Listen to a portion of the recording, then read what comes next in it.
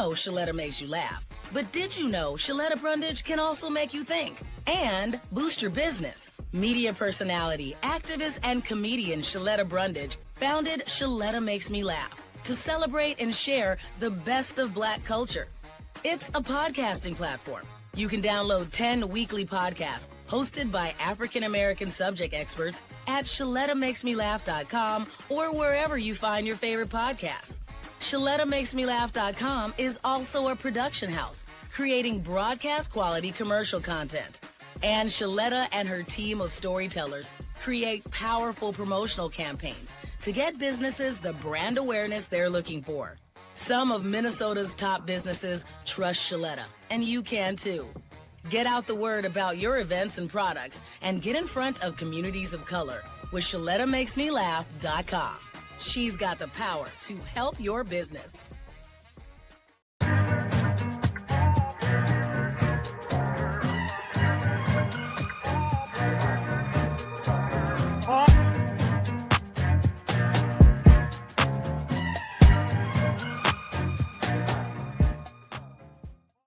Hi, everyone, and welcome back to another episode of the Financially Fit Podcast. I am your host, Andre Creighton. As always, I'm excited to be here with you all today.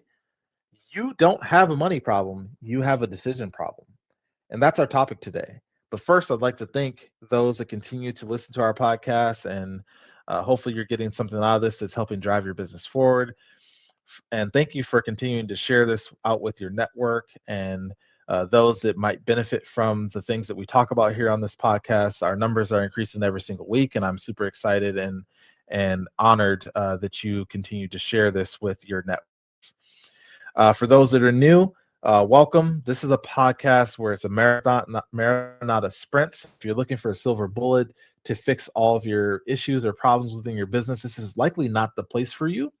However, if you're looking for a place where you can build foundational skills to continue to grow your business and to learn and to ultimately not make some of the mistakes that I made when I first started my first business, this is likely the place for you, because I do speak from a lot of my experience, not only building a company myself, but also working with tons of founders and entrepreneurs on a daily basis as a CFO with in and out of a bunch of different companies. So topic, as I mentioned, is you don't have a money problem, you have a decision problem.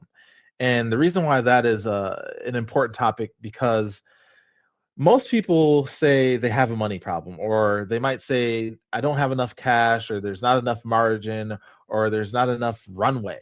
But after years as a CFO founder, I've learned something quite different. Most problems actually aren't a money problem. They're a decision problem. This isn't about intelligence. This isn't about effort. This is about avoidance, delay, and misaligned priorities. So today we're going to talk about, like, how do we move from a place where we're less avoidant, we don't delay those decisions, we have aligned priorities. That's the key. And if we can do those three things, we'll be in a really good spot. It doesn't guarantee success, but it does guarantee that we will be agile enough to make decisions that can help us pivot to hopefully get into a better position. So let's talk about some of the core points. So why money problems feel external, but in essence, they aren't. Ultimately, cash flow doesn't collapse overnight. Margin erosion happens through small, repeated decisions, delayed course correction, and comfort with good enough. Founders often feel blindsided, but the data was there. And, this comes from a place of making the small, repeated decisions that continue to harm your business. The inability to be agile and the delay of course correction. So I'll give you an example. One of the things that I think is a part of the reason why we're still alive here today as Turn Signal in our business is when we went to market, we went to market in the B2C. We took a B2C approach. So we were selling directly to customers, and our goal was that we were going to sell to customers in Minnesota, and then we're going to scale across all 50 states as quickly as possible.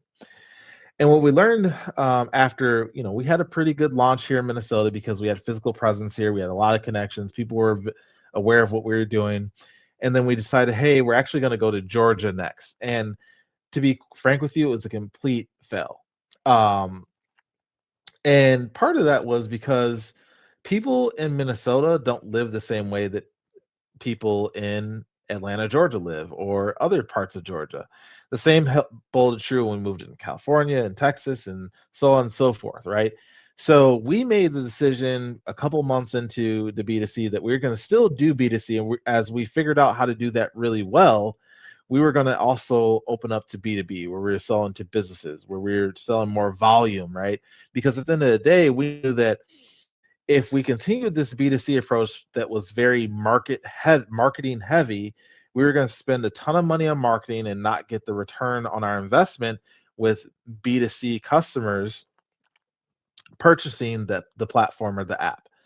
So we thought that if we went B2B, where we're selling into businesses or employers, that we'd be able to get more volume. It would be more of a one-time sell where I could go to said business, I could get 500 employees, right?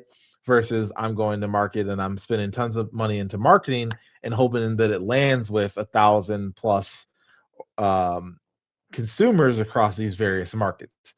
Now, if you heard me, I said that we didn't completely scrap B2C.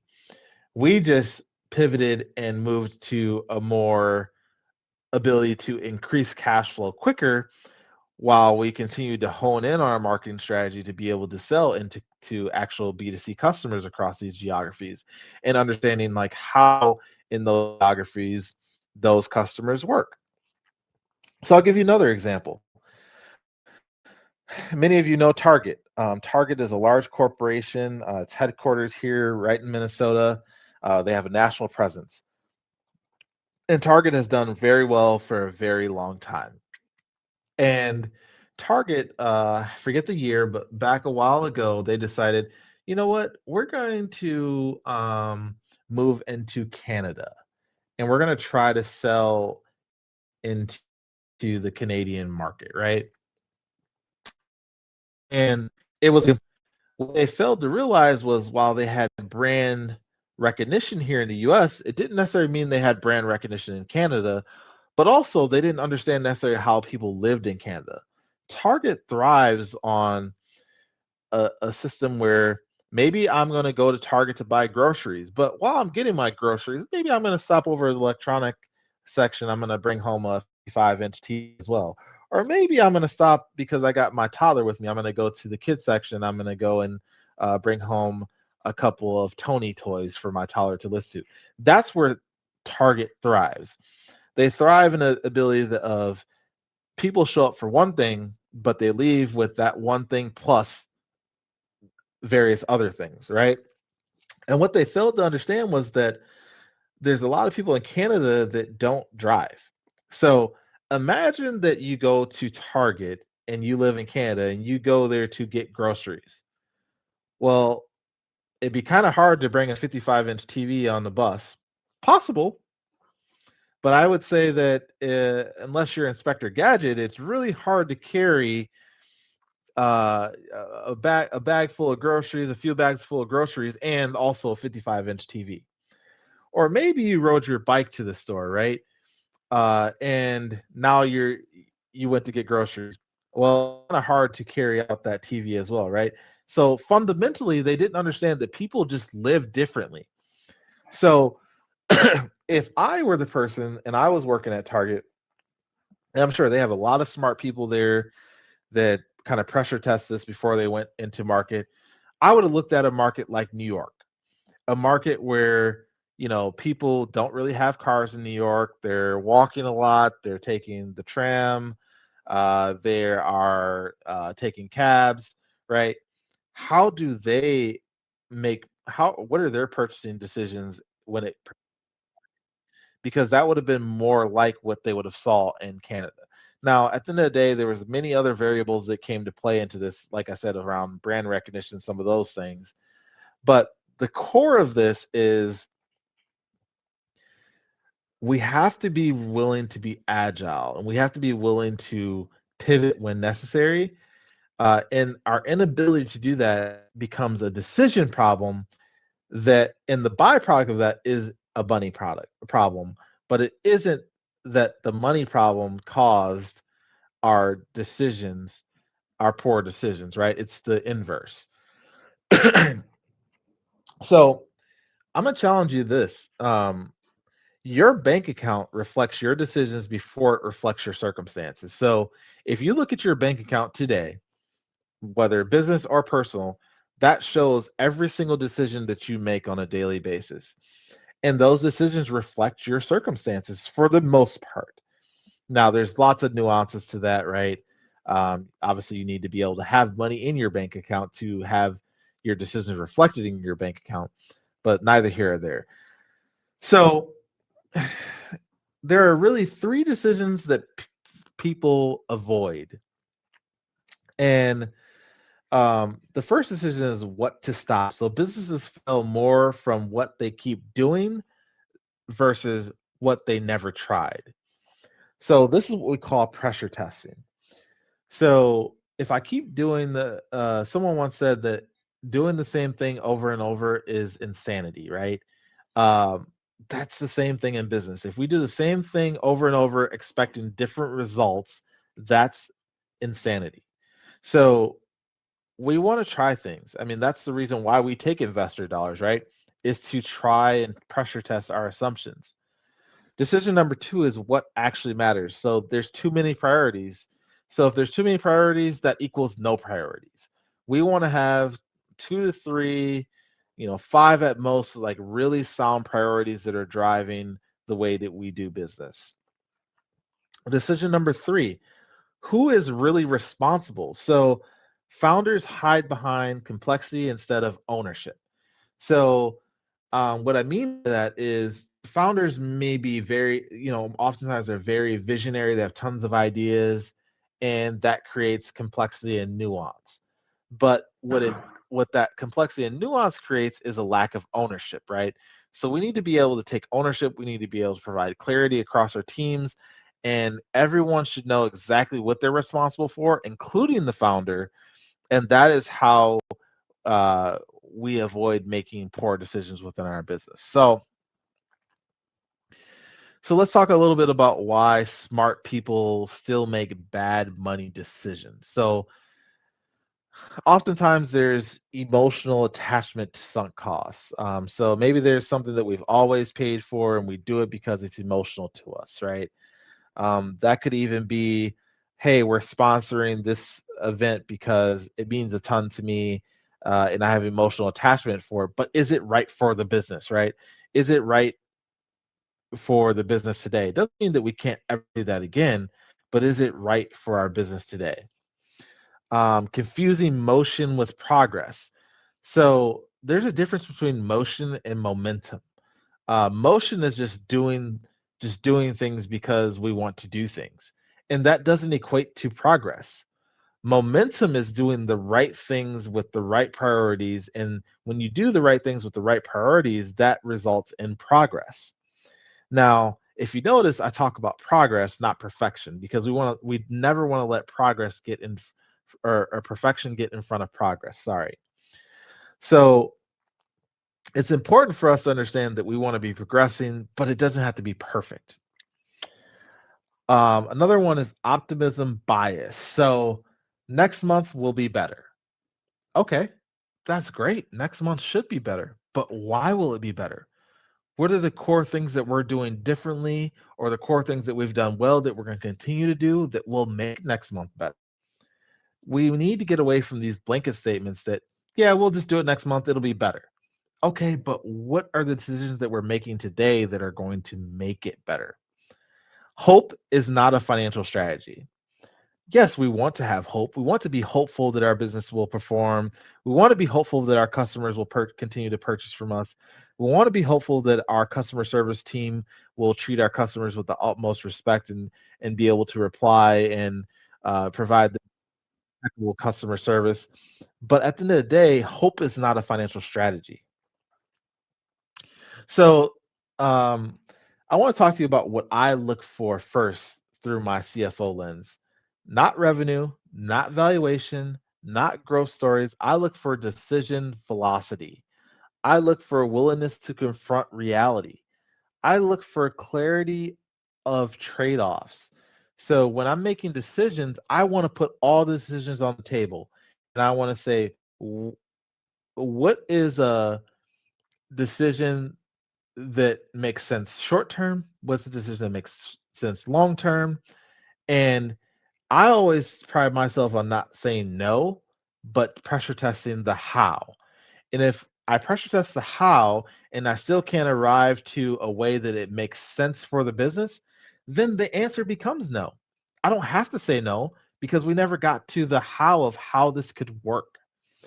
So because those perfect or those predictable um, because those predict financial health better than spreadsheets, um, whether with decision velocity, willingness to confront reality, and clarity of trade-offs, I firmly believe that decisions are the core piece that drive financial health.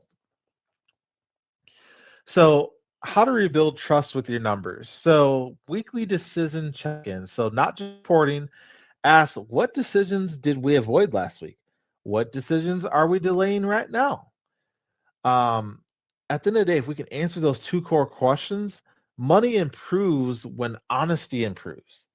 It's about being honest about the decisions we make, being honest about how we drive that through our teams. And if we can be honest about those things, that's when we will find the market fit that we need and that our business will become more scalable and sustainable. So, a couple of reflection questions. One decision that I want you to write down one decision that you know you need to make, but haven't. I want you to also write down one thing that you're funding, whether that's time, money, energy, out of comfort, but there's no return. And then I want you to also write down one hard conversation that you're avoiding that's costing you financially. So if you can do those three core things from a reflection standpoint, I think that you'll be on a great start to understanding like how you make decisions and how those decisions are driving growth within your business or how they're hurting growth in your business. So to close, money problems don't get solved by motivation. They get solved by clarity. And clarity comes from decisions, even uncomfortable ones. So yes, we need motivation. And because if we don't have motivation, we can't get clarity. But at the end of the day, core clarity is the foundation of how we continue to drive business forward. So I hope that, you will leave this with an ability to, or with a ability to think about how do we make decisions and what decisions are we avoiding that are costing our business not to scale. So, with that being said, I want to thank you all for tuning in today. I hope that you learned something. I hope that we can make better decisions as we move into 2026. And I hope that we understand that money is just a byproduct of the small decisions that we make every single day. Because as I always say, it's not about how much money you make, the power is in how much money you keep. Thank you so much for tuning in. I'm your host, Andre Creighton. I look forward to seeing you all in the next episode of the Financially Fit Podcast. Have a wonderful day.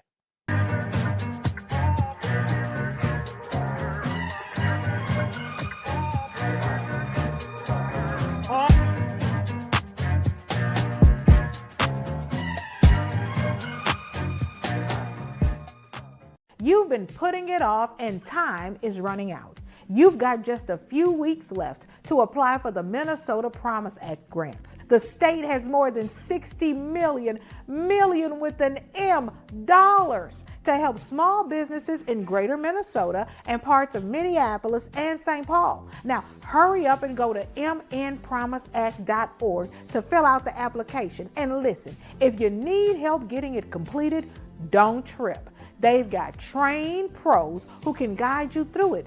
Make an appointment to get started today. I drew you this year. Oh, I love scratch games. Thank you, Mark. You're welcome, Tabitha. They're so sparkly. Festive, right? You know it's a good gift when it's hard to let it go. Kinda wish I drew myself. Kind of glad you didn't. Holiday scratch games from the Minnesota Lottery are great to give and even better to get. So thoughtful.